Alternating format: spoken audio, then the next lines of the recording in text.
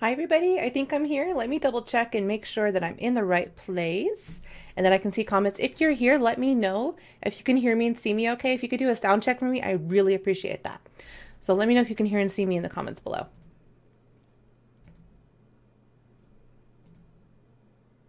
Hi. Good to see you.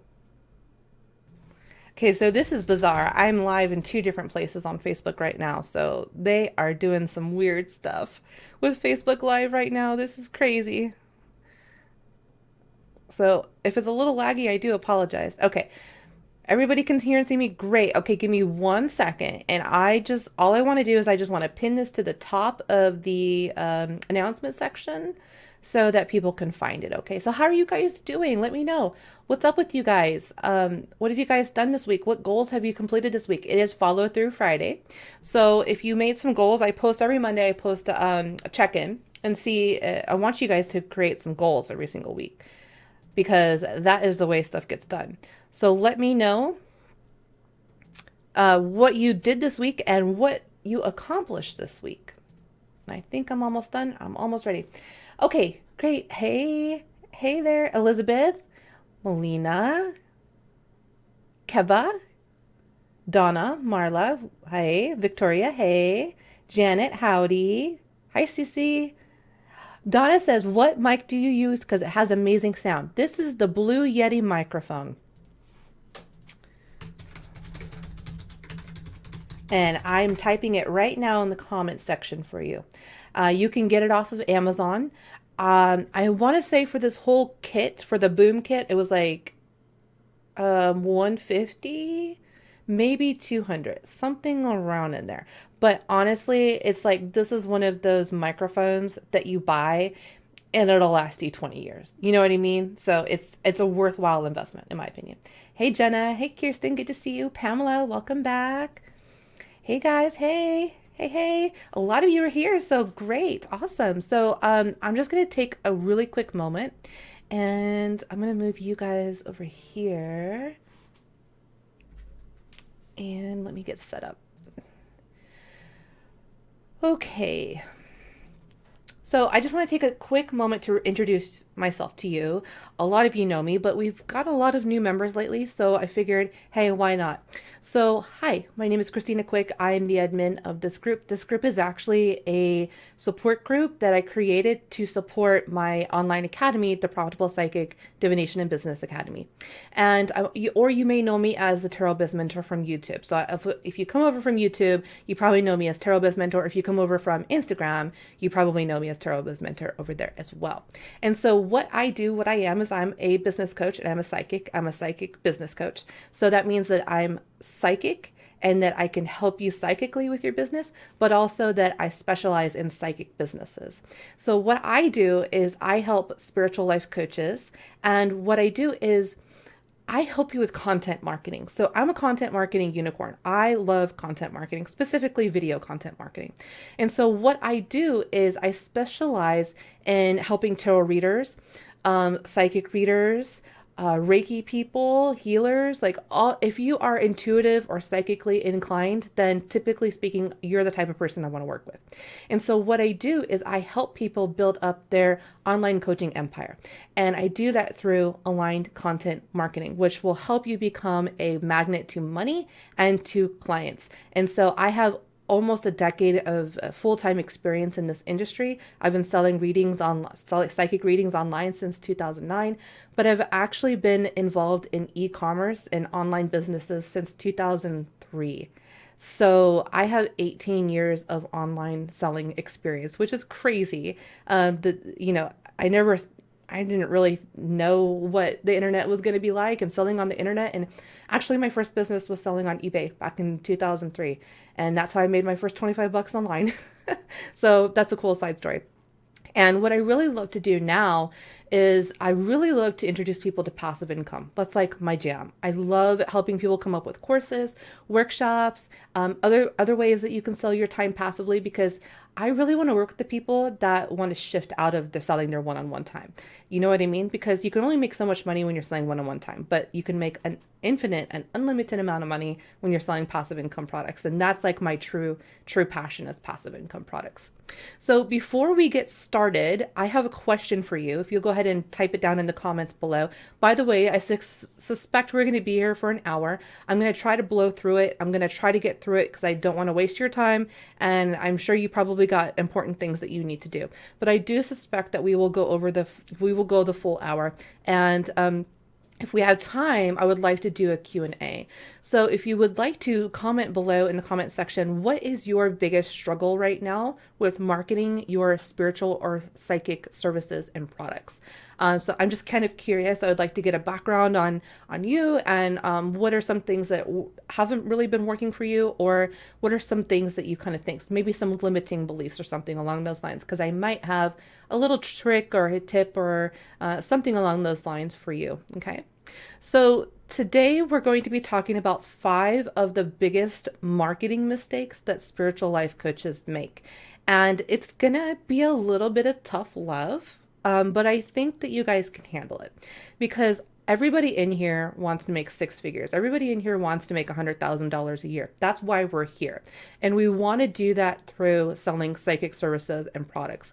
So if you want to make, 6 figures, 7 figures, if you want to make $100,000 this year in your own business off the psychic hotlines, listen to what I have to say today, because this will really, really help you. And I created this training because I wanted to, one, celebrate that we hit 250 members in this group. So that's awesome. That's great. That's something we're celebrating. But also, I really wanted to give you guys some good advice about what some are the things that I see going on social media. Some of the problems that I see with a lot of your guys' content. And the biggest problem I see is your content is good, but it's not showcasing who you are. And that's what I'm really going to talk about today. I'm going to talk about 5 of the biggest faux pas, 5 of the biggest mistakes that I see. And I'm going to give you some like practical advice that you can take going forward, starting right now today, and that you can start utilizing this information and you can start seeing more sales, because that's why we're here. I want to teach you how to make more sales online with your psychic services. Okay. Let's see. Hey guys, I see you coming in. Janet says not much actually accomplished other than making bread, but next week will be better. Bread is always good. I really want to buy a bread maker, and I've been seeing you post all your bread recipes and stuff, and I'm like, I really want a bread maker. That would be so much fun. Hey Marissa. Pamela says I've got the blue snowball mic. That's also a good one as well. This is like a podcasting microphone, and it has like different settings and things like that. So it's a pretty good one. Hey Frank, good to see you. Jenna says, loving the hair, looking gorgeous. Thank you so much. Donna says, most of my accomplishments for the week were personal, not biz, but needed done.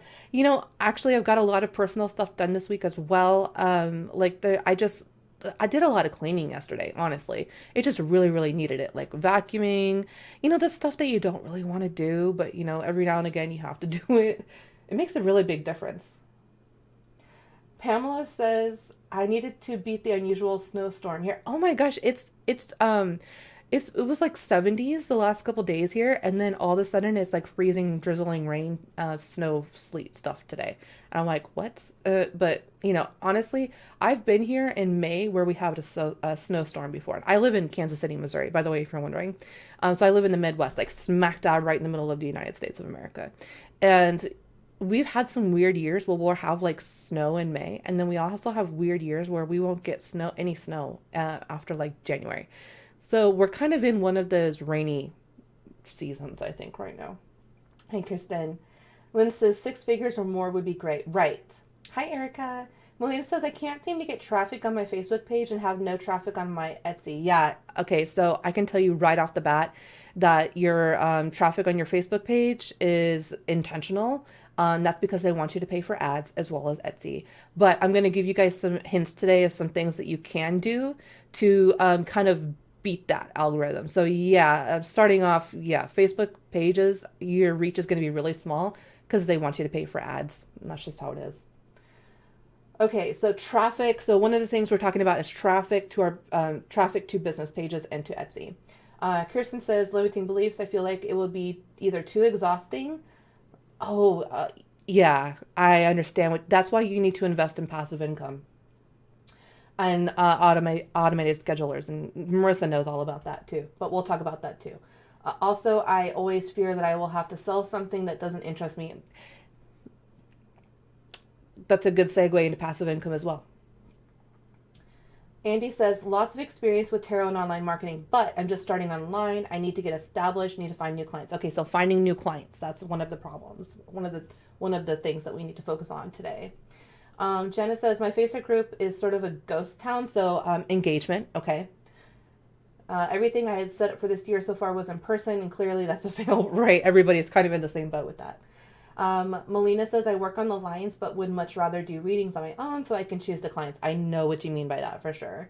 I read for and work less for the same amount or more. Right. Hey, Freya. Elizabeth says, my muggle job is sucking the life out of me, but it's done in June. I need to get my herbal biz up and running, but I don't want desperation to color what I'm trying to accomplish. Yeah, so start small. Just start with like one or two products or one line of products. That's the best way to go about doing it. Not, our first, especially when we're doing like a product-based business, one of the very first things we try to do is we try to be like Walmart, or we try to sell everything. We want to try to, get as many different types of clients as possible. But one of the best things that you can do, and I'm speaking from personal experience here. So I opened up a jewelry shop like, what was it, like 2014. It was just kind of like a hobby business for me where I would create, some of you might even remember that, but I would create like gemstone bracelets with little angels attached. And at first I bought like thousands of dollars worth of jewelry and pendants and things like that, thinking, oh, I'm going to make earrings and I'm going to make this and I'm going to make this and all these unique designs, right? Well, what happened is I had way too much product, not enough sales. And so what I ended up doing is I was like, okay, I'm just going to focus on one line of product and I'm just going to create bracelets, but I'm going to create different stones of bracelets, but I'm just going to sell bracelets. And once I did that, I had to shut the shop down because I couldn't keep up with it anymore. Jenna says, we've had snow every morning for the last few days. Oh my gosh, no. Hey, Amethyst. Kaylani says, I do want to make $100,000. Amazing. Donna says, I have literally looked at my Facebook page app and it appears locked until I mess with it. And then the lock icon will eventually go away. That's bizarre. Maybe we can figure something out with that. Pamela says, I only come home to get my dog because I went away for 2 weeks. Came home to Dad's house, clean, got rolling on the hotlines, lost my job last week, but I'm actually happy about that because it was for church and I can open up more. Right. I remember that job. Yeah. Bree says, I've narrowed it down. Okay. How to gain clients, increase engagement on Instagram, and write better copy that embodies my personality and makes business. Okay. We're going to talk about copy today, Bree. Good. Elizabeth says, I'm looking at brick and mortar. At this point, my Etsy shop has only one sale in 12 months. And that's because they want you to pay for ads on Etsy. Or it may be that you're not driving enough traffic on your own. When you're working on a product business, it is very, very difficult to do a service business at the same time. I'm just going to be completely honest with you guys. If you really want to make money fast and you want to make it consistently, focus on either services or products. Don't do both because it's just too much. You're literally having to run two separate businesses with two different buying triggers, two different ideal clients. If you are going to do products and services, then you need to decide 80% of the time I'm going to focus on this. And then some of the time, if I sell this, that's okay. Or if I sell this to complement my clients, or I utilize this, like for example, if you're going to focus on 80% on services, then 20% of the time, if you make some products, just make it just like 2 or 3 products and that's it. And use those as upsells or things that you can sell in packages, right? But don't worry about the Etsy store. Or if you really want to focus on the product business, then focus on the product business and just forget about the services. And maybe have services for consultations on how to use your products, but that's one of my biggest things is don't try to sell products and services at the same time if you're a single person, if you're an LLC. Now, if you have people on your team and you can afford virtual assistants and you can afford an online business manager, that's one thing. If you're already making like $50,000, $60,000 a year, then okay, you could probably do that. But that's my biggest piece of advice for those of you trying to sell products and services. Focus on one or the other, or do 80-20 and focus most of your time on the one. Hey Mel, good to see you. Melina says my Etsy has had hardly any sales. I tried to create lots of listings. I have 14, I think. You need to at least 25. You need at least 25.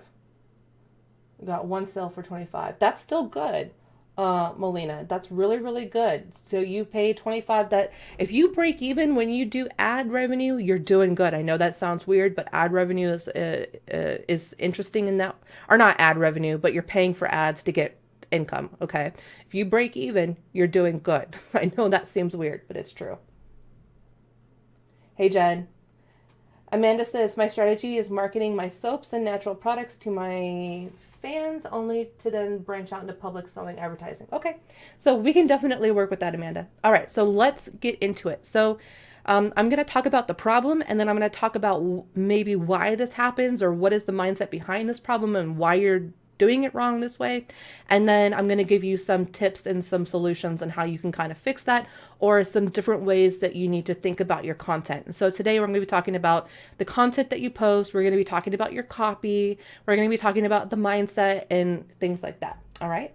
So the very first problem that I see, and I watch you guys all day, every day, like literally I watch you guys all the time. I'm like that creepy, loving stalker in the background that's like watching your content and seeing how you guys are engaging your audience, and especially the people that are in the Market Yourself as a Spiritual Life Coach course. I definitely keep tabs on you guys, and I watch what you guys are doing, because in the event that you want to, book a one-on-one session, or you want to get into a package with me, then I've been watching you and I can see what you've been doing, right?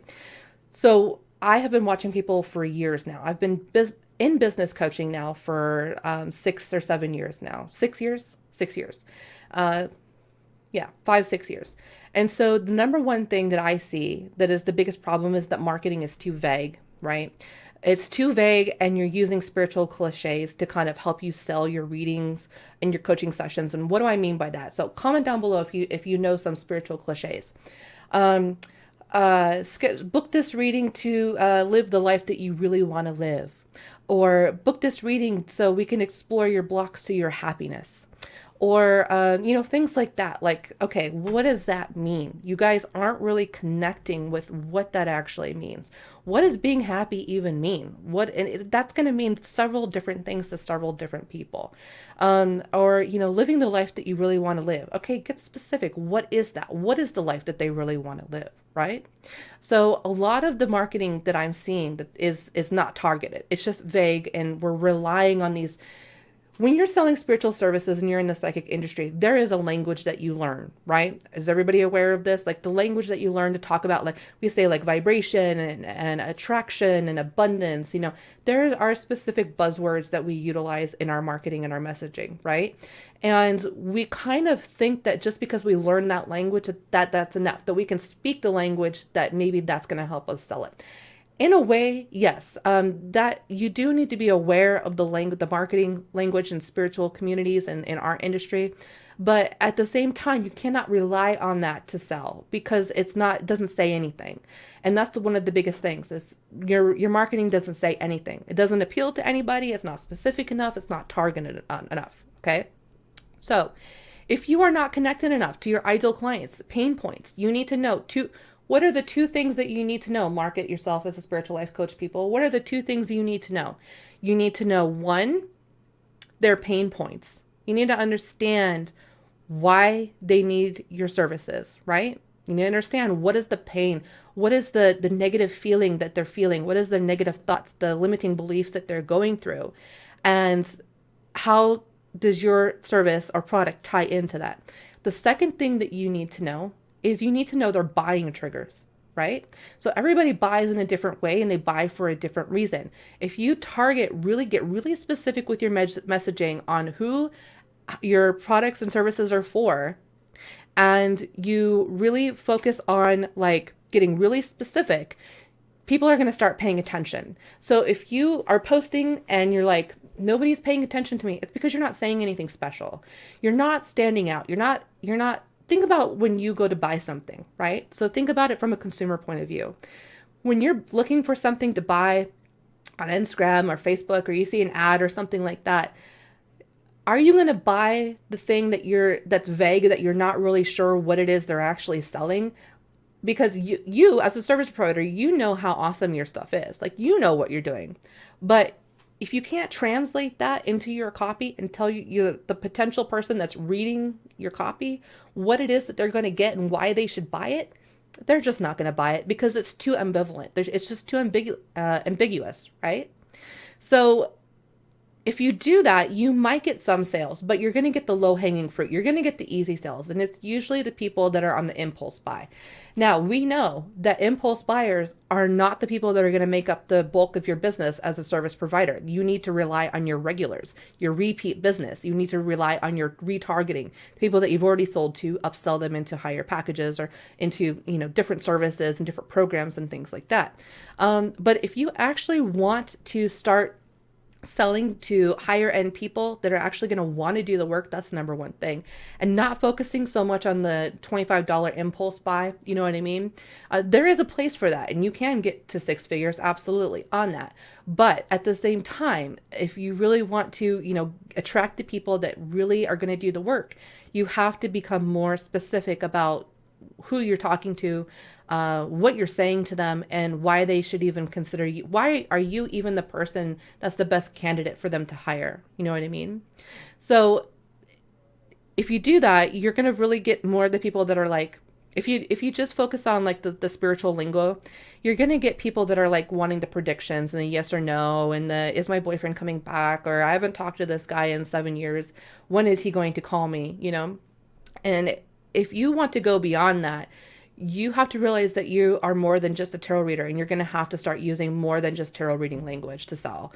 You are a spiritual life coach. If you want to help people change their lives with tarot cards or oracle cards or numerology or astrology or whatever it is that you do, kinesiology or human design, whatever it is, you are actually a spiritual life coach. And so you're going to have to come to terms with that. And so what that means is there's a whole new language that you're going to have to learn beyond just some basic spiritual words and phrases that you've learned. Okay, so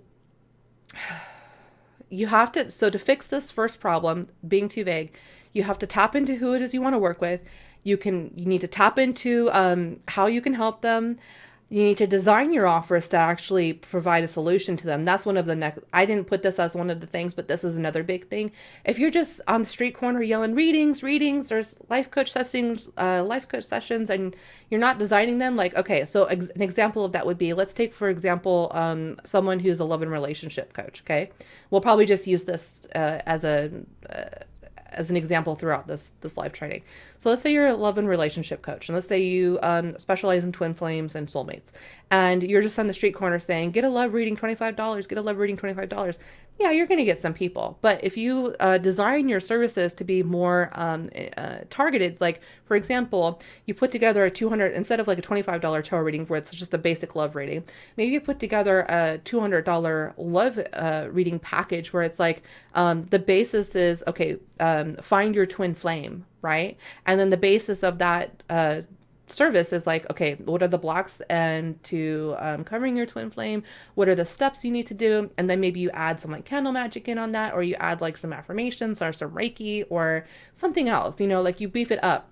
And so now when you're standing on the street corner saying, hey, you want to meet your twin flame? I can help you.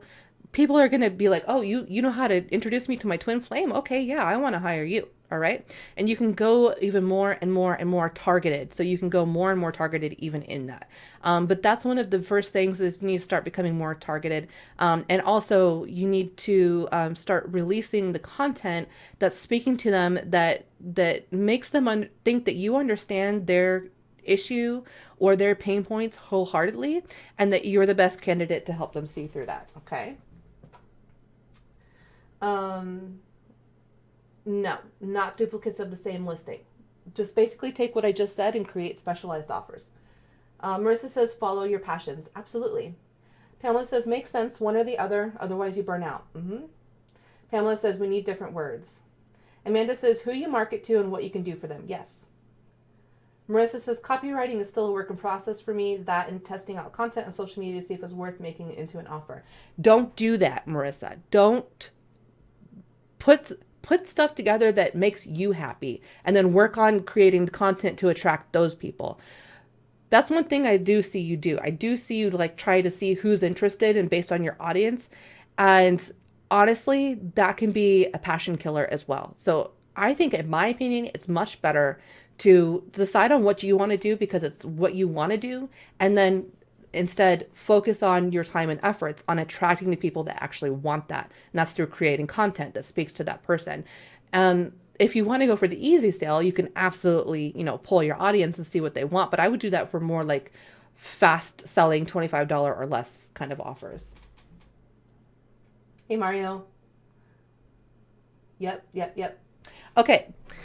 So number 2, the second thing is, there's too much fluff. You're putting out too much fluff. And what I mean by that is you're putting out too many fluffy, cute memes or too many cute like quotes and things like that, or funny memes and just too much fluff. Just, it doesn't say anything to anybody. It doesn't add any value. It doesn't add any substance. It might feel good like a little bit in the moment, might give someone a chuckle. But do you want to just post content that makes people laugh and think that you're a joke? Or do you want to post content that's actually going to get clients, right? There is a time and place for posting memes. There is a time and place for posting cute cat photos, things like that. But if I look on your Instagram or your Facebook business page and that's all that you're posting, we're going to have a problem, right? Because people are not going to take you seriously. They just think that you're just messing around. You're just a hobby. You're just doing this for fun, that you're not running an actual business.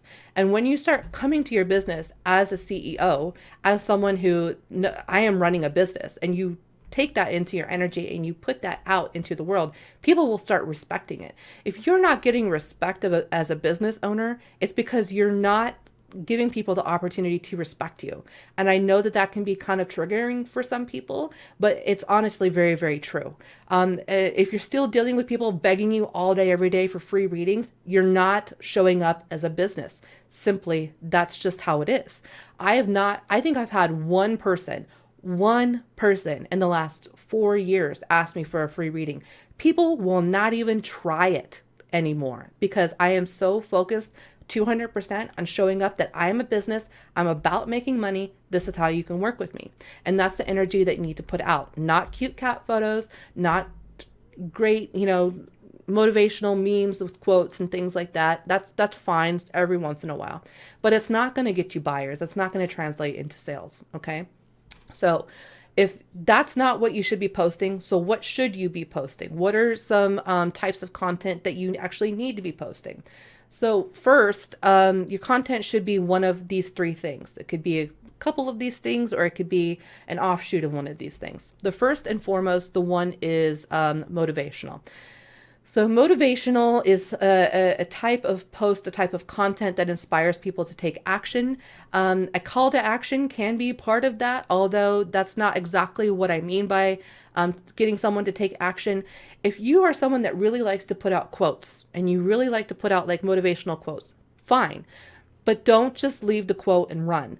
Make sure that you're putting at least 250 to 500 word stories on those about certain times in your life where this quote has meant something to you, or certain experiences that you've had in your life that why this quote means something to you, and how you changed your life around based on something along this quote. Okay. So if you're just dropping memes and you're running, you're not selling. So make sure that you're making that emotional connection with people. If you are going to just drop memes and things and, quotes and things like that, totally fine. I'm not trying to like shame anybody here, but make sure you're going that extra step and that you're actually sharing with people why this quote actually means something to you.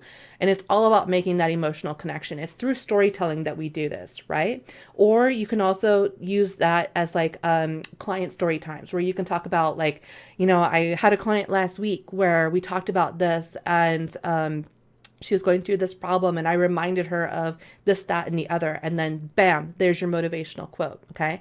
That would be a good usage of some type of meme. But if you're not adding anything to it, it's a waste. It's fluff. It's taking up space. People aren't going to take you seriously. They're just going to gloss over you.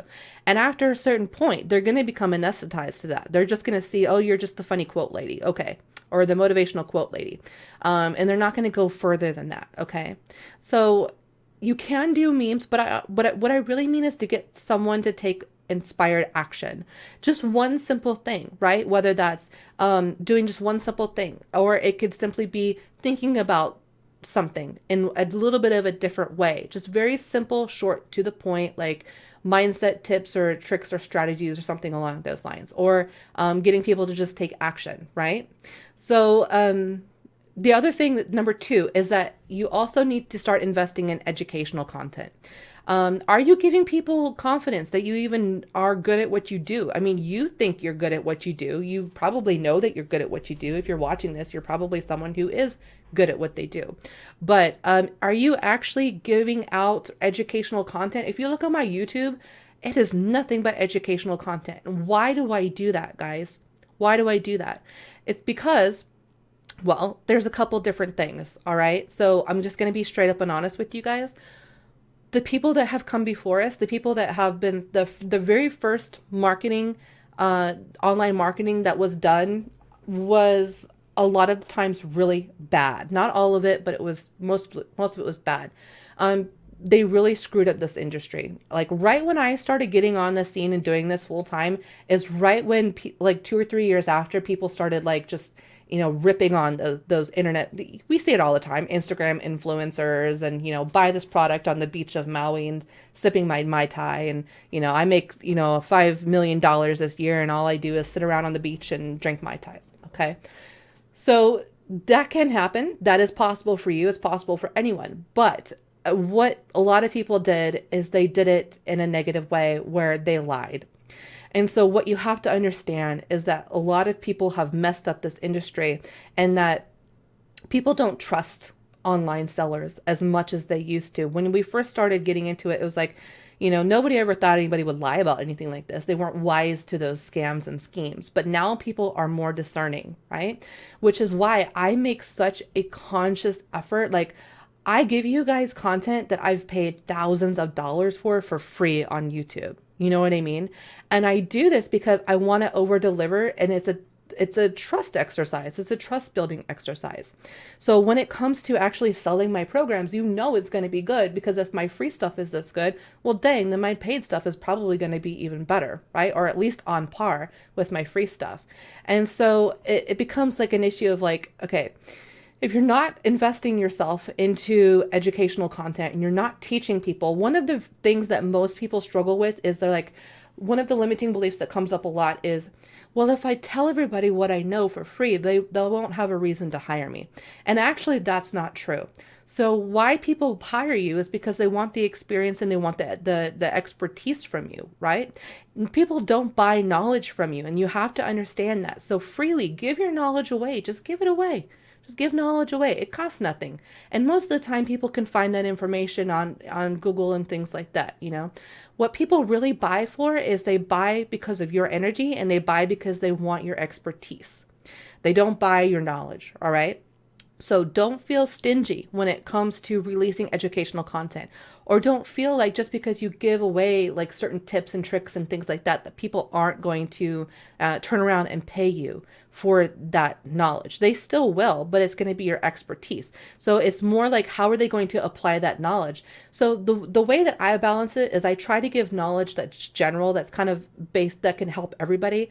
But if you want to know how this knowledge is going to specifically help you as an individual business owner, that's when you have to hire me. Okay, so give away your knowledge, but don't give away your services. And that's one of the best things that you will ever do for your business, to try to get people to understand that you're actually very, very good at what you do, and that you're very knowledgeable, and that you're worth the investment. Okay, so internet marketers, they really screwed it up. They over delivered, or they over promised, under delivered. And that's why I am so accessible for my programs. Like the Market Yourself as a Spiritual Life Coach program is $200.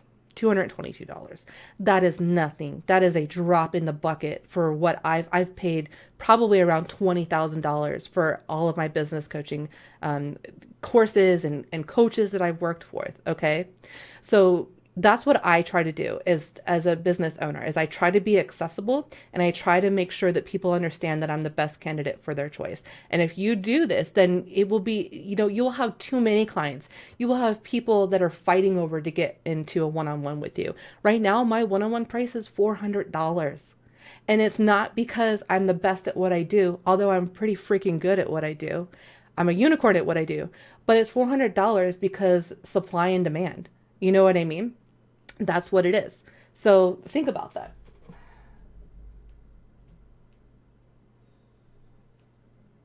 Jasmine said, I'm so done with freebies. Oh, yeah. Yeah, yeah.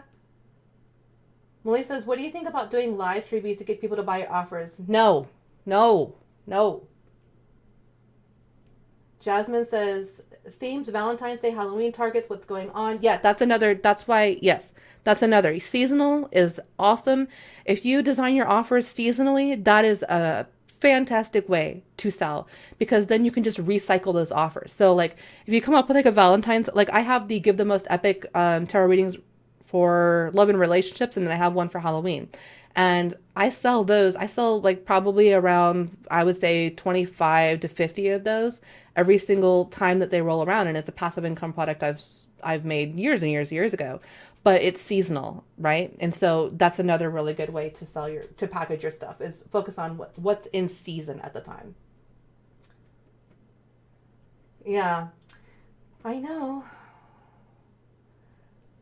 Elizabeth says, this is why I've upped the number of herbal posters with information of how it's used. Right. So educational. You need to really be focusing on video too, Elizabeth. Just the posters are not enough. We need video as well. And that's going to be one of the things we talk about today. Amanda says, I hate those people. They seem egotistical and out of touch with their sellers. And that's why people don't buy. Jasmine says, love that. I've noticed happier and repeat customers when I give info and tips and more help. Yep. That's just how it works. Jasmine says, I need to get past my money block. Which money blocks do you have? Hey, Robert. Good to see you. Welcome. Okay. So the next thing that it needs to be, the other type of content that it needs to be is it needs to be transformational. Okay. And this is, most of you are excellent at inspirational, motivational content. Most of you are excellent at educational content, but where you are lacking and where you're not translating into sales is posting transformational content. This is talking about, this is like client reviews.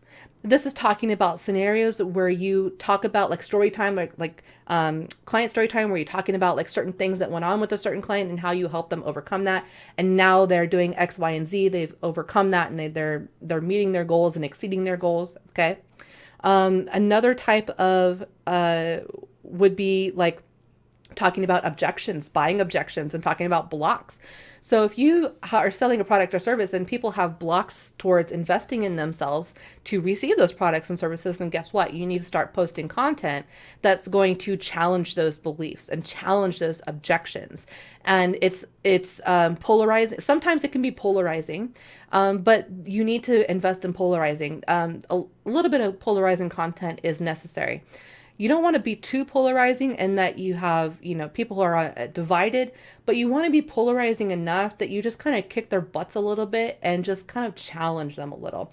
And a lot of you are scared to do that because you guys want to be the nice guys, and the nice guys don't get anything done in business. Let me just tell you, nice people don't get anything done in business, and nice people definitely don't make 6 and 7 figures. Okay.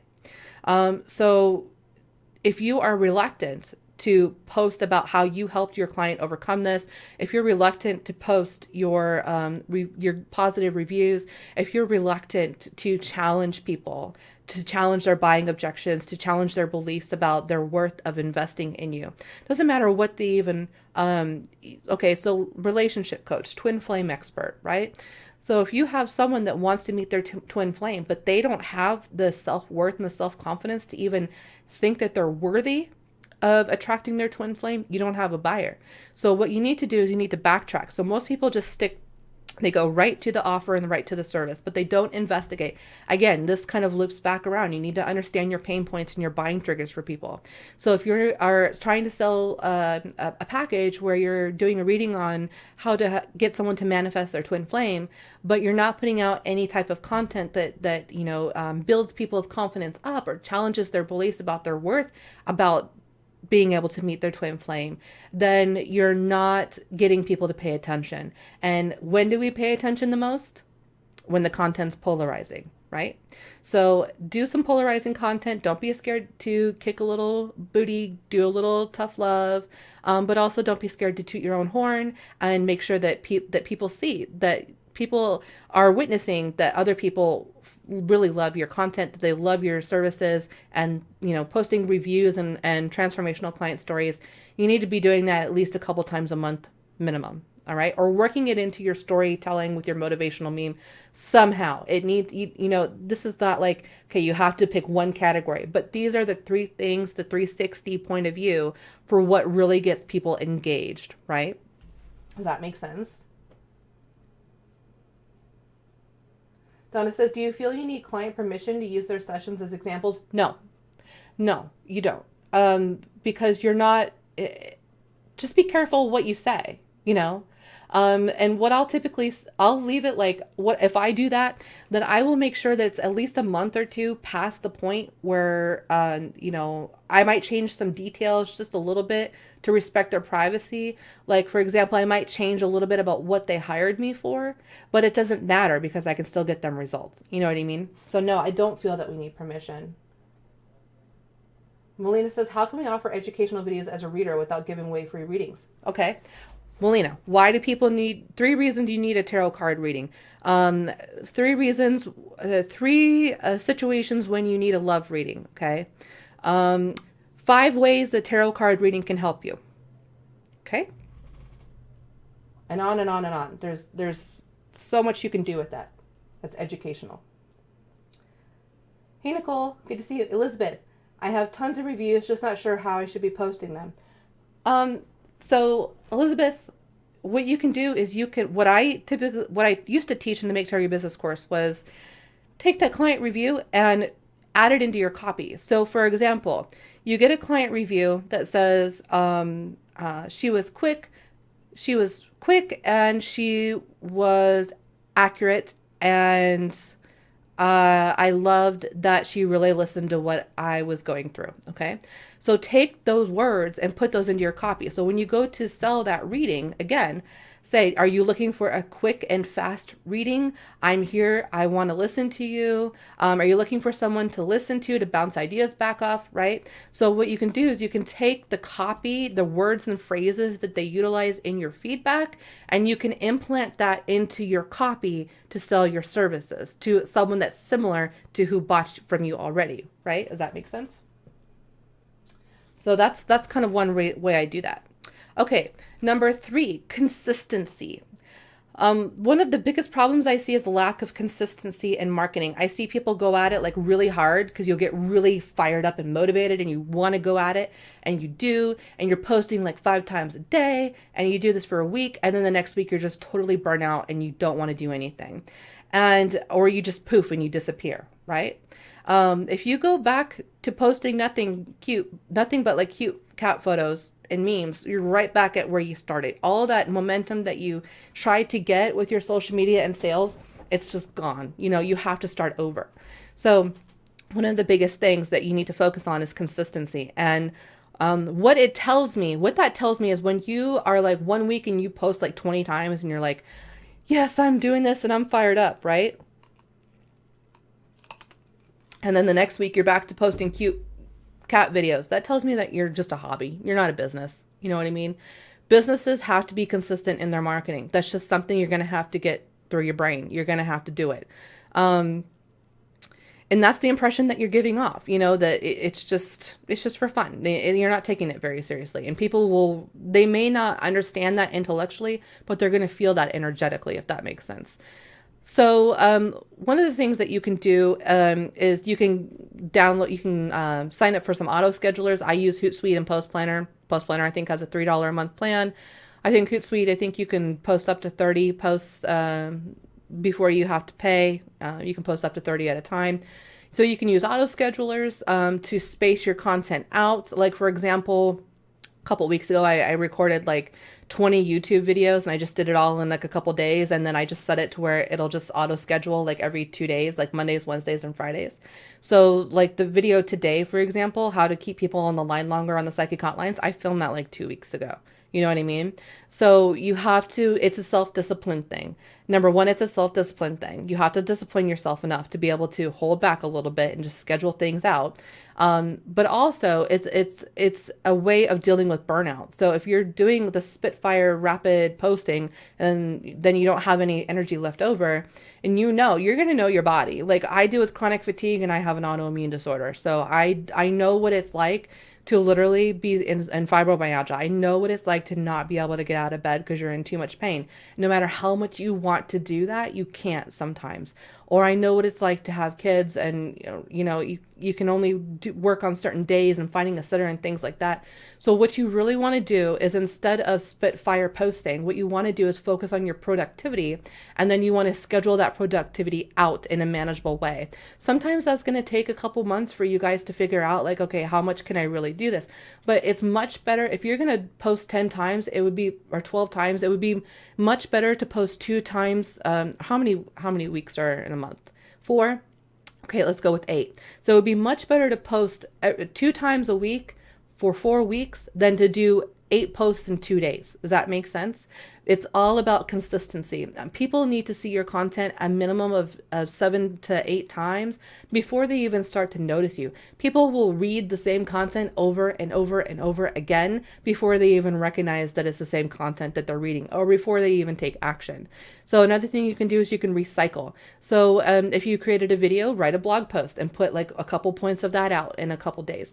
Instead of releasing a whole blog post, maybe just break it up into 5 different sections and just post one per week for 5 weeks, right? So it's about being more intentional about the content that you're posting, upping your productivity, and finding ways that you can schedule your content out. So when you have burnout, then you're not forced to show up, because the worst thing in the world is needing to make sales and being burnt out and not wanting to show up. It's just, you're not going to be able to bring your energy in. And people ask me all the time, Christina, how are you so consistent? How can you get on? I used to live stream like once a week back. I did that for years. And that's the one thing that I've heard from people is, Christina, how are you so consistent? And the reason is because on my good days, on my good days that I'm like ovulating, ladies, you know what I mean by that. Like your hormones are good and you're feeling good and you're having a good day.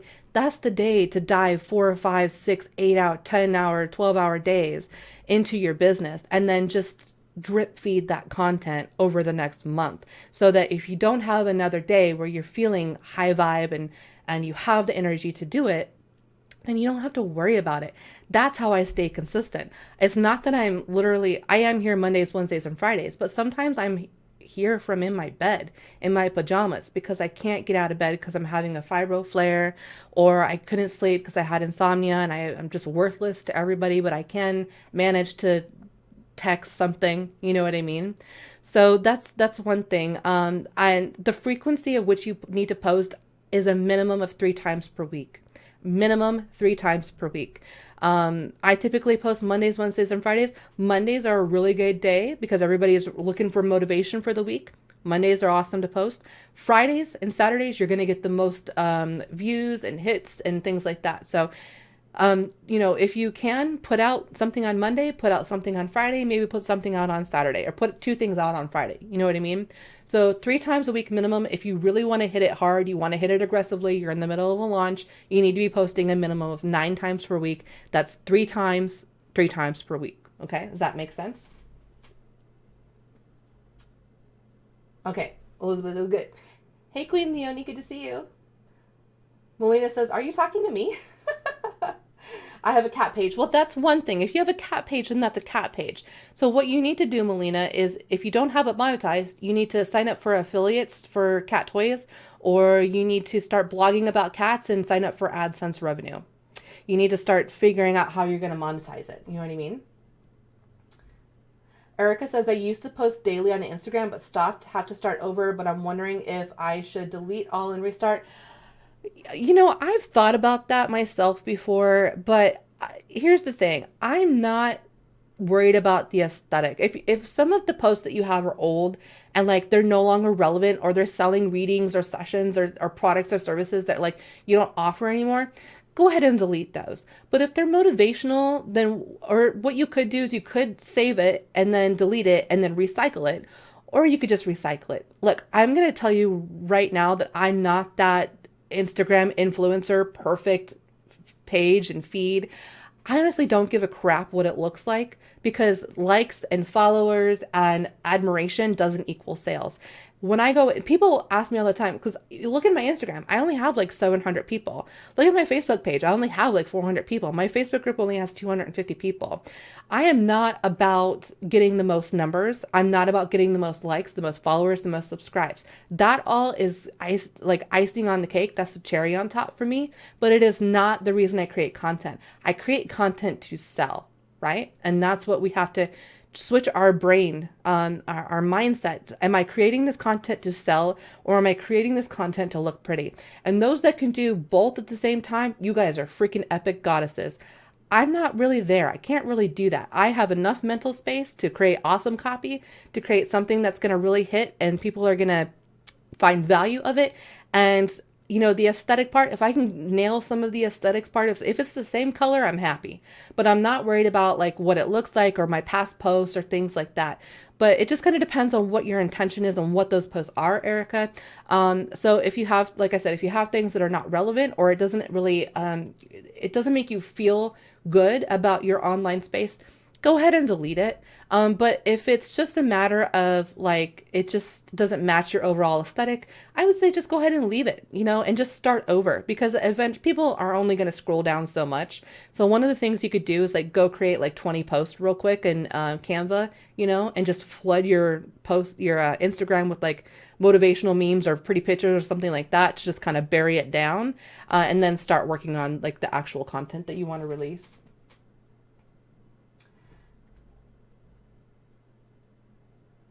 If you record bulk videos, do you suggest changing your clothes in every video, or are they not going to notice? I've been thinking about doing that, but thought of wearing the same thing in like 5 videos. Okay, so here's what I do. So that's a really, really good question.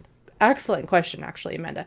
So what I do is, over here, you can't see it, but I have like one of those trolleys that you can hang clothes on. And I have like this shirt, like I have like maybe 10 or 12 shirts that I really wear for my business.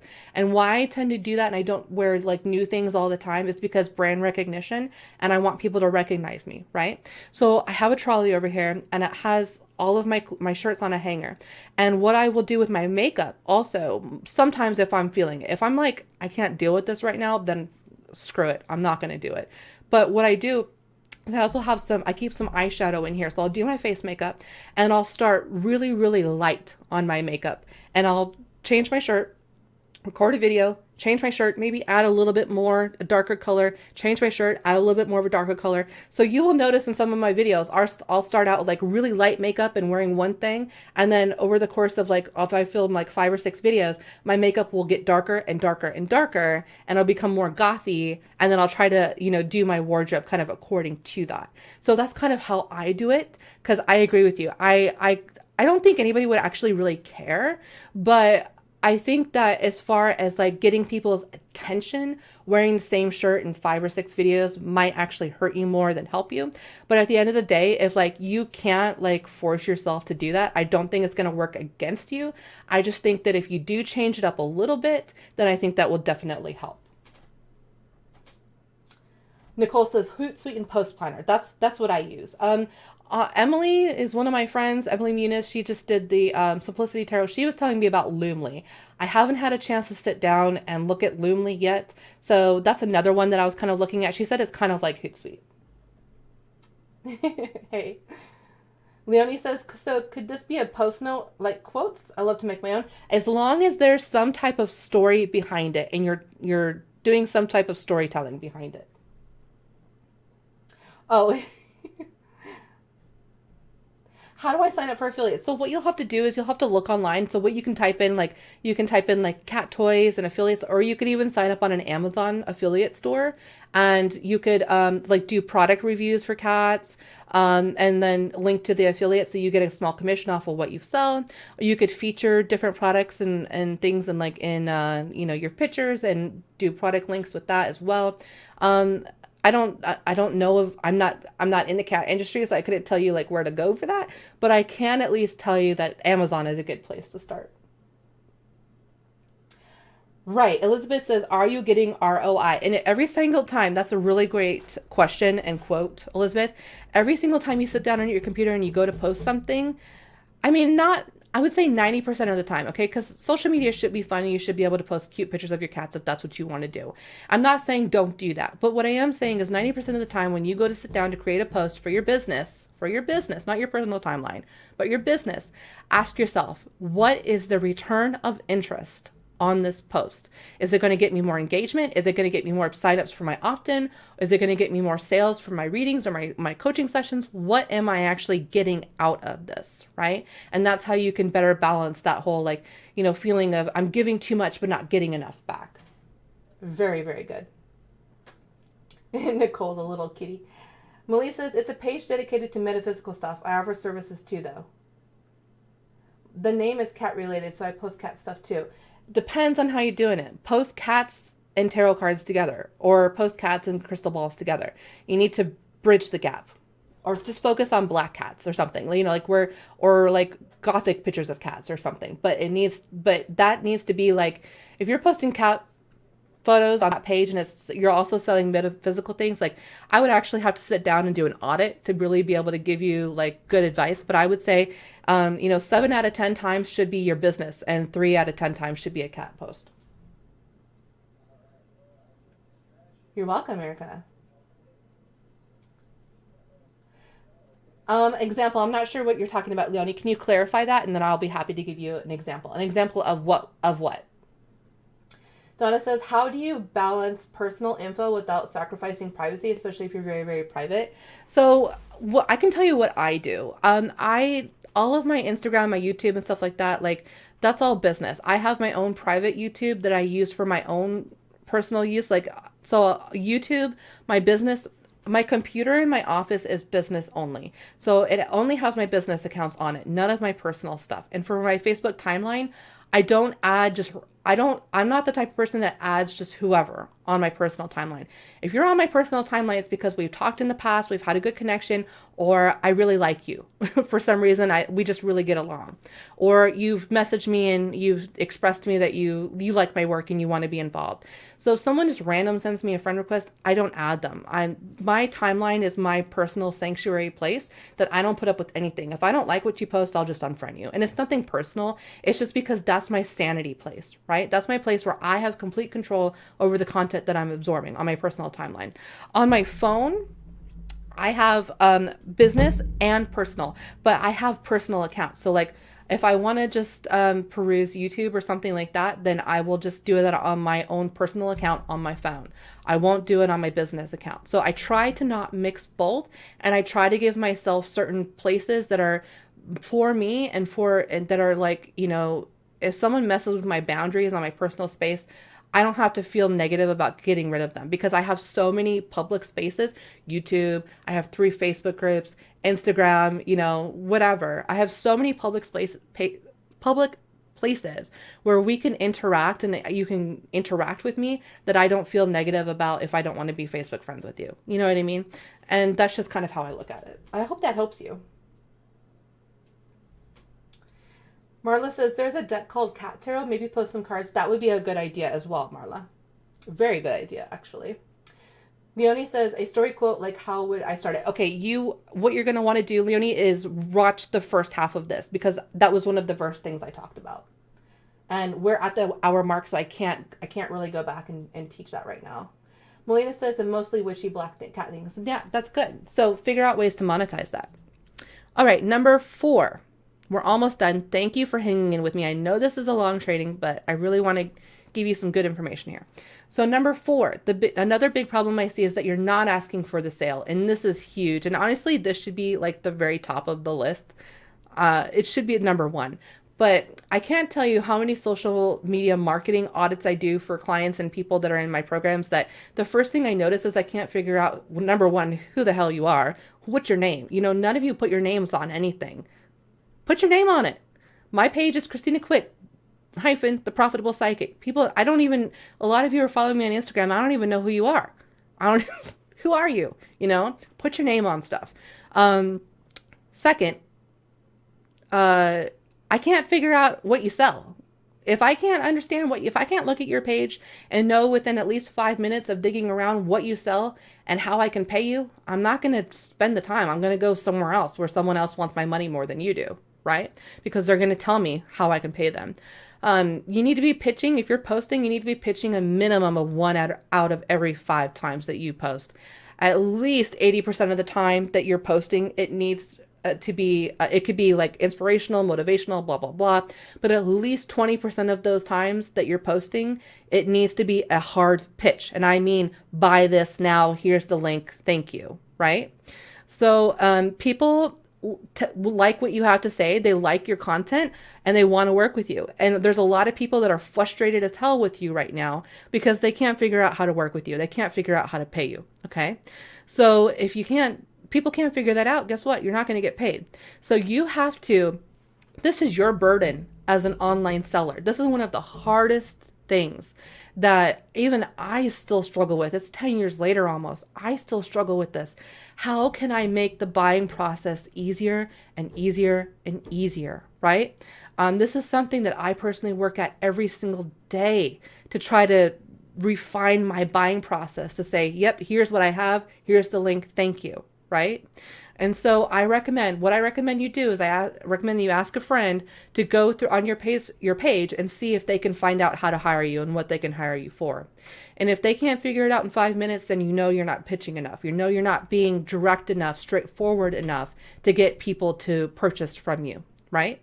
So ask a friend. Also, try to get settled into your consumer mindset and go through your page and say, if I wanted to buy this, could I buy this? Can I buy this within 5 minutes?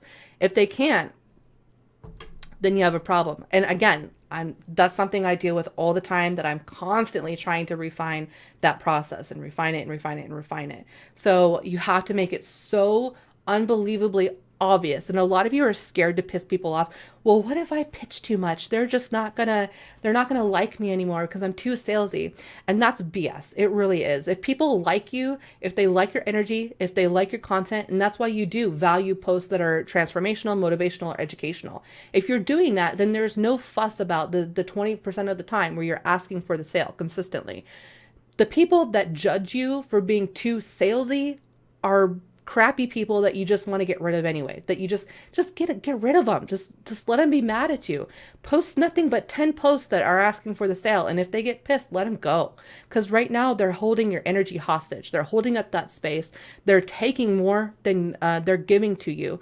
And if you want relationships and business to feel, in any type of relationship, if you want it to feel good and high vibe, it needs to be reciprocal. Meaning they need to be, if they're not buying, then they need to at least be engaging, like commenting or adding value to your post that you post, or just generally talking and just like being connected to you.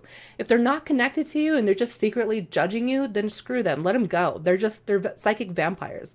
What's the point of even having them around? Okay. So there's literally no such thing as being too salesy. No such thing. Now, if you're sending out 50 emails a day, asking people to buy your stuff, yeah, don't be spammy. You can be salesy, but don't be spammy, if that makes sense. But there is, especially on social media, where people are subscribed or liked to you, there's no such thing as being too salesy. Okay. The people that support you and like your work and see you for who you are going to be more than happy to just gloss over it and add that maybe they don't buy, and who cares? They still like you anyway. They're still going to stay on your list anyway.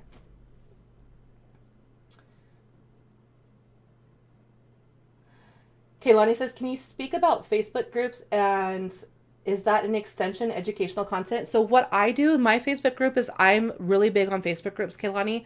As you will find out, I've figured out that that's like if one of the best things that you can do for your brand is to build a social movement or a club behind your brand. And groups and communities are excellent to do that. But you have to balance that out with like so what I do is I typically just all of the content that I post, like all of my educational videos, like I focus mainly on YouTube, but I'll post them back to my Facebook groups. And the way why I do that is so that I can add like I can give people almost kind of like a membership site on Facebook where they can access not only my videos, but if I put together some PDFs or meditations or other things that I create, they can have access to that in all in one space. So it's kind of like a membership. And actually you can charge money for that. Facebook is starting to roll out some paid premium groups. I don't have access to that yet. That's more for the really big dogs, the 250 plus, I think, thousand groups of people. But you can also charge independently and you can run group programs and things like that. So yeah, there's a lot of potential with groups and I highly, highly recommend that. But another thing you can do is post like questions like I do like on Wednesdays, we have Psychic Chat Wednesdays where I'll ask a question and I don't really spend a lot of time in here like answering one-on-one questions, but I do give you guys a place to access all of my content, to meet other people that are interested in my content and that have things, because the people that are interested in my content, you guys all have things in common yourselves. And also it provides a place for people to network. So if you want to do collabs with people, you can do that, you know, or if you want to meet other people and you need some friends, you can totally do that. So yes, that's a very, very, very small little summary of what Facebook groups can do for your business. There's a lot to it. And actually, I am very passionate about groups and I love Facebook groups. And it's one of the ways that I actually run my business. And I get most of my clients actually come through my groups and my newsletter. Donna says, I meant when posting personal stories with information on your biz page, my whole life existence could be selling points, but I am not comfortable with selling myself like that. Why not? Why aren't you, Donna? Those experiences happened to you. You own them. Why won't you let yourself capitalize off of that? You know? Why is it because you're so disassociated from some things that have happened to you that you don't feel positively about it? So how can you turn that around and turn it into a selling point? And your storytelling, actually, in the Market Yourself as a Spiritual Life Coach, storytelling is one of the very first modules that we go through. I think it's like module 5 or something like that. It's out of 12 modules total. And I talk about, the things that have happened to you in your life are yours. You own them. So why not profit from them? You're welcome, Jasmine. You're welcome, Catherine. Thank you for recognizing this. Kristen says, I need to do the consumer mindset. Thank you for clarifying. You're welcome. It's really difficult sometimes to do that. We often forget about that, don't we? Hey, Svetlana, thank you. It's been a minute since I've seen you. Jasmine says, I had my PayPal link on my Facebook page. That is a little dodgy. That's not enough. It's not enough. You can do a web page, but actually, how are you doing are you doing like your PayPal.me? If you're doing your PayPal.me but so if you do PayPal.me and people are deciding what to pay you, how is that really working out? And also at that same point, like say for example, you do PayPal.me/25 where people can pay 25. So at that point, you're limiting people that they can only pay you 25. What if they want to pay you 100, So what I would say, Jasmine, is focus on building up in your Facebook store. You can actually go into your settings and you can set up a store and you can sell services in there and you can set certain prices for that. So yes, I don't think websites in 2020 are really necessary, actually, unless you're selling passive income products. If you're selling some services, maybe. But I don't think websites are really necessary. But I do think that if you set up your Facebook business page and you add different services to it, then I think that that's perfectly fine. I would say, though, get away from PayPal because PayPal is not going to grow with your business. PayPal might work for $25 readings here and there. PayPal has no protection for services whatsoever. So it's going to be a gamble if you would win, and chances are you're going to lose if someone does a chargeback. So you need to start looking into HCH, bank-to-bank transfers. For example, I like to use Wave, my accounting software. I have that in there. I also use Stripe, and you can on Stripe it's a little bit more difficult because you have to have a website to kind of link that to. There's other ones like Moonclerk. I mean, there's a bunch of you. What you really want is an HCH, bank to bank transfer, or to at least take debit or credit cards. Now, people are going to say, but if you offer PayPal, then you'll get more buyers. That may be true, but you're going to get more chargebacks too. So you kind of have to, you have to think about that. Svetlana's making an offer. She wants an audit buddy. So hit her up for that. Jenna says, that's big advice. Do you think we can really post 10 posts that ask for a sale in a row? I mean, at this point, it's not like I have much to lose, but try it. I mean, who cares? Who are you going to piss off? I'm not scared of making anybody upset. And that's something that you have to get over as a business owner. This is your business. You make the rules. If people don't like it, they can exit. There's always going to be more people. There's always going to be more clients. There's an unlimited amount of clientele out there that you could, there's 4.6 billion, is it 4.6 billion or something like that? People worldwide. And I have to look at my numbers. I've done trainings on this before, but there's isn't there like 2 or 3 million Facebook users alone just on Facebook? So, you're never going to run out of people. You'll never run out of clients. All right. So Svetlana and Jasmine's going to hook up. Awesome. Hi, Mary. Melinda says, do you think Facebook group is better than a Facebook business page? Yes. Wholeheartedly. Should you have both? I have both. I do. I don't really care much for my page. I don't really do a lot with it. I kind of treat it like Instagram. I have Instagram and my Facebook page linked. And so whenever I post on Instagram through Hootsuite, then I just go into Instagram and I just click post to Facebook. And I just kind of, Facebook page is kind of just like, I also put some of my YouTube videos. I need to do that. That's something I need to hire a VA for to do that for me. But yeah, so for your Facebook business page, the way I do it is I mainly use it as a YouTube receptacle and also an Instagram receptacle. So it's kind of like Instagram and YouTube kind of mixed together. And make sure you're using hashtags. That's definitely important on Facebook business page. Elizabeth says, how secure are the Facebook pages for selling? I started the process, but I have not finished. Well, if you use PayPal with it, what you're going to do is when you go into your Facebook business page, you can either link your PayPal or your Stripe to it. They might have more options now. It's been a few years since I've done it. If you link Stripe, then it's pretty secure. They'd have to go through their bank to do a chargeback. If you link PayPal, then you're at the mercy of PayPal. You're welcome. You're welcome. Bye-bye, PayPal. Time to graduate. What do you think of Venmo and Cash App?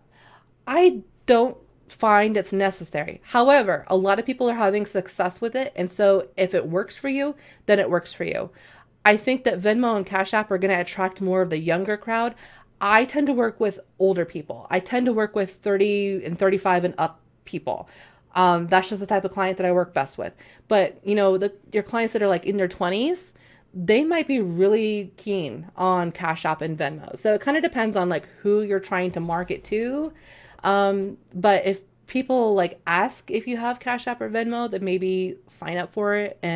But the thing is that, see, here's the thing, is that when people start dictating how they're going to pay you, you're giving them too much control. So I just take, bank to bank or credit card or debit card. That's really it. I probably could do more volume if I took some other ways to pay, but at this point, it doesn't really work for me. And it's mainly because of the way that I have my academy set up and who I have my academy set up through. They don't sync with Venmo or Cash App. They only sync with PayPal and I think Stripe and one other one, Square, I think maybe it is. I'm not 100% sure.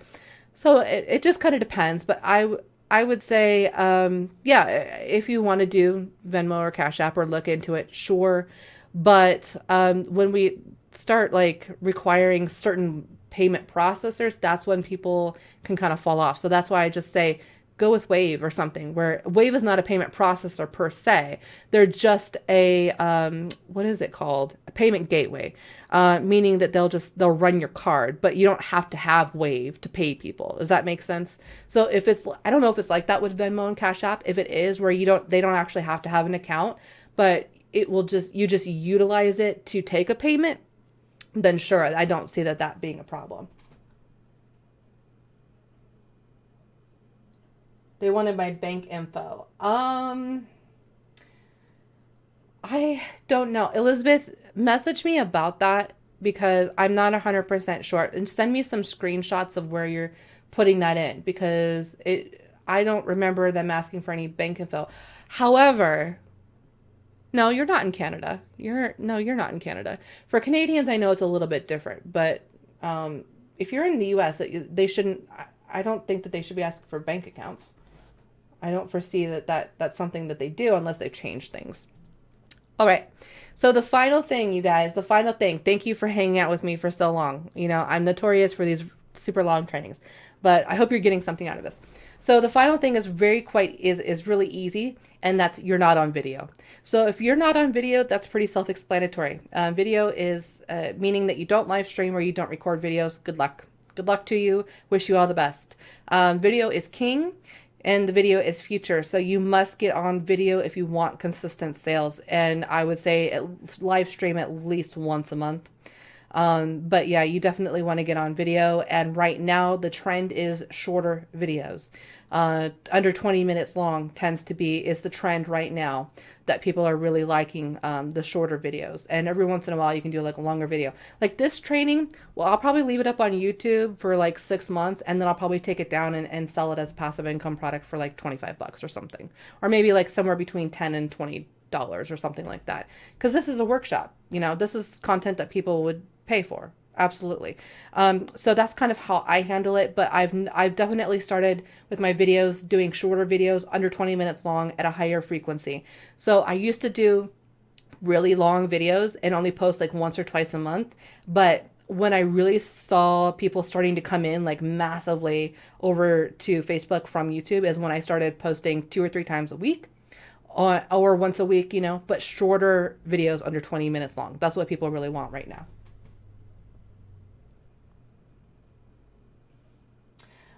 Wave is free to use, and Stripe, well, there's going to be there's going to be like, I think it's like 2.5% or something like that. It's on par with other payment processors. You are welcome.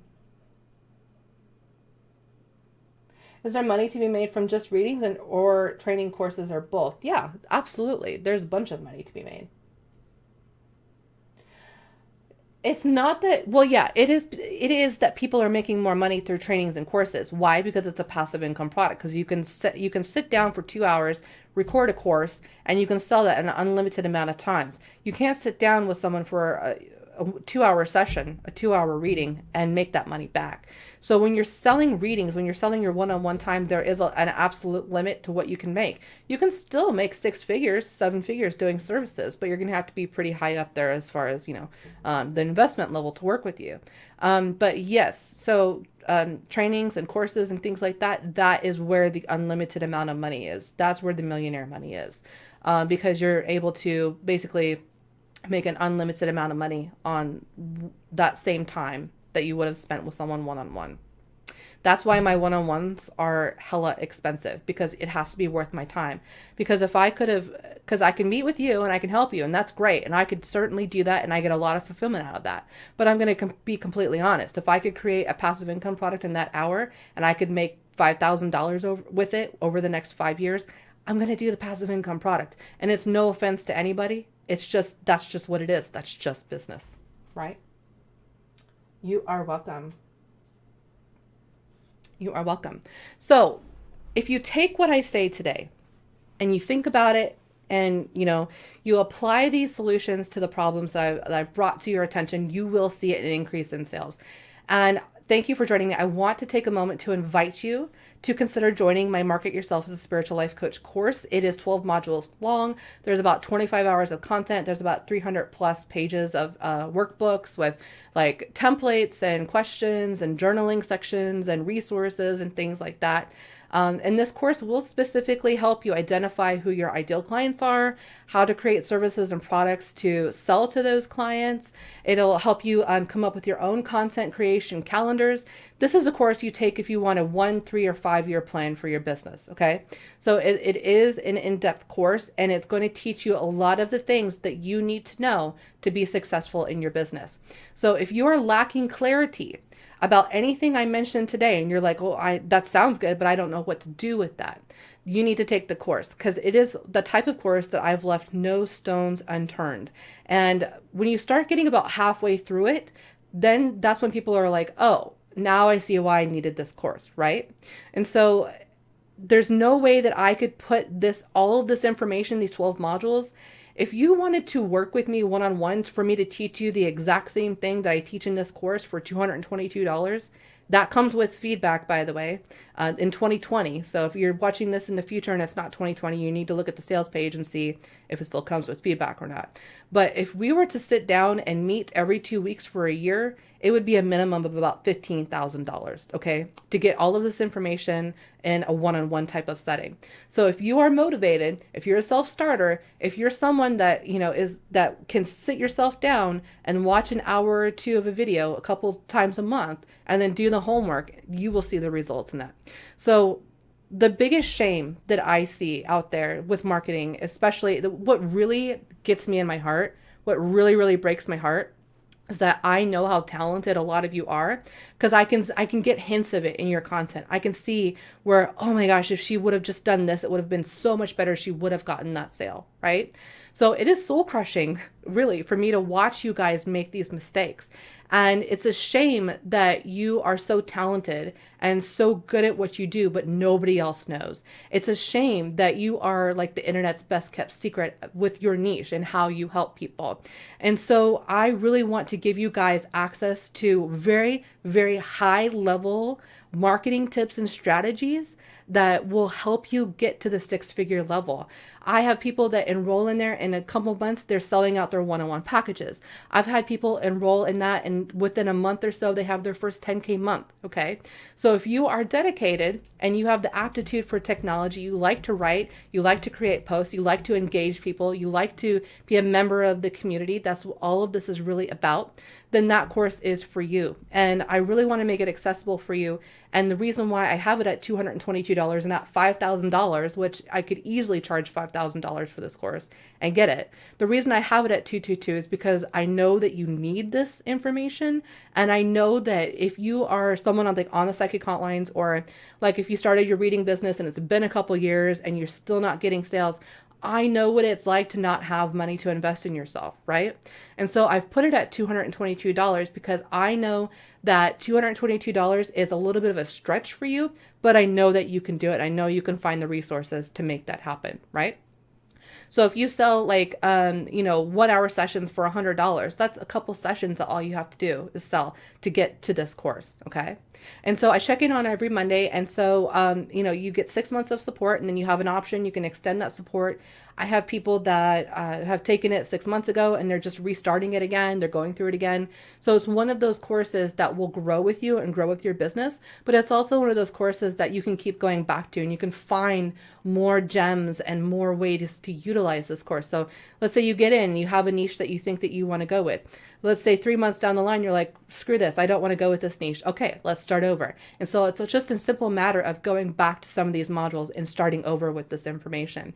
And it's the type of marketing information that's really on par with your college level marketing degrees. Actually, this is going to teach you more than a 4-year degree at college. And why? It's because it's based on almost 10 years of selling experience in the psychic industry and almost 20 years of experience of selling online. What gets people to buy? What gets people engaged? What are the things that you need to change your mindset on? Like, one of the very first things that we talk about is overcoming some blocks, like your blocks to success, your blocks to attention, your blocks around selling. That's the very first thing that we kind of get into.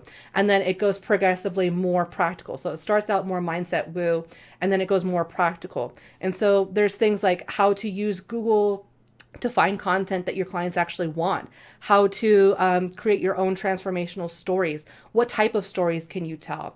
How can you set up your own content creation calendars?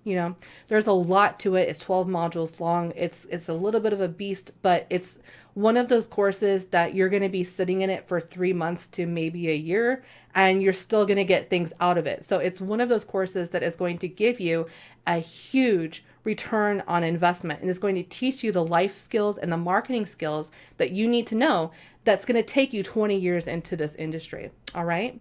So I will have I'm going to go ahead and post the link real quick, see if anybody wants to enroll in that.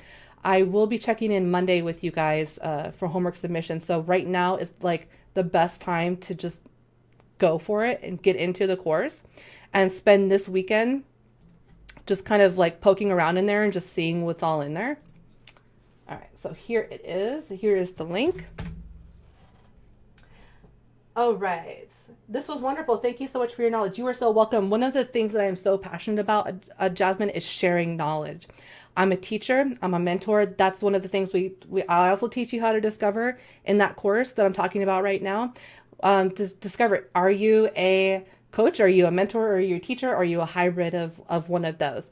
And I'm a teacher, and I love teaching. Like I could literally sit here for 5 more hours, you guys, and just talk about marketing. That's just how much I love this kind of stuff. Victoria says, it was so hard for me to do video, but after I got into the political fight in my town, and I've done probably close to now 100 live streams, I'm definitely more comfortable in front of the camera to do it for my business. And I have you to thank, Christina. Sometimes the mountain has to come to Muhammad. Also, Victoria, you've done amazing in the telesummits that we've done as well. So that's one of the benefits too of joining the course is I host 2 biannual events, the Summer of Magic and the 12 Days of Christmas, where I give you the scripts and everything that you need to show up on video. And so I get you on video. That's the end goal of this course, is to get your butt on video so you can start selling. And so thank you, Victoria. I really appreciate that. And I'm so proud of you. It's amazing. You're welcome, Robert. I'm excited. I'm happy to see you come in, Erin. I'm looking forward to it. Malia says, I'm lacking cohesion. And that's a problem that a lot of people have. And when people get into the course, they get through the first couple modules because it's all the heavy healing work and stuff. And they're like, but I need to start working on like my offers and stuff. And then bam, right, the next thing we do is we start getting into that kind of stuff. So, putting together an ideal client and a niche with cohesive things and making everything all come back to one another, that is one of my superpowers and one of my talents. And that's why people pay me as much as they do, because and it's almost kind of like an Xavier in X-Men, when he's sitting in the chair and he can see like all of this stuff going on, like he puts the helmet on and he can see all the things and how they connect and stuff. That's what I can do, but for content and for the spiritual industry. Pay for branding or pay for a coach? Pay for a coach, because you can't do your branding unless you know who you're working with and who you're working for. So I would say pay for the coach first. You are so welcome, Mario. You're welcome, Alina. Marissa says, your Google research method is worth so much by itself. Thank you. Kristen says, thank you for sharing. You guys are so welcome. Listen, I hope you have an amazing Friday. I hope you have an amazing rest of the week. I know the world is weird right now. Just hang in there, okay? We are going to get through this together, and we are going to come out stronger on the other side. So I will see you guys in the group, and I will see you guys Monday, those of you who are in the Market Yourself as a Spiritual Life Coach course. Bye.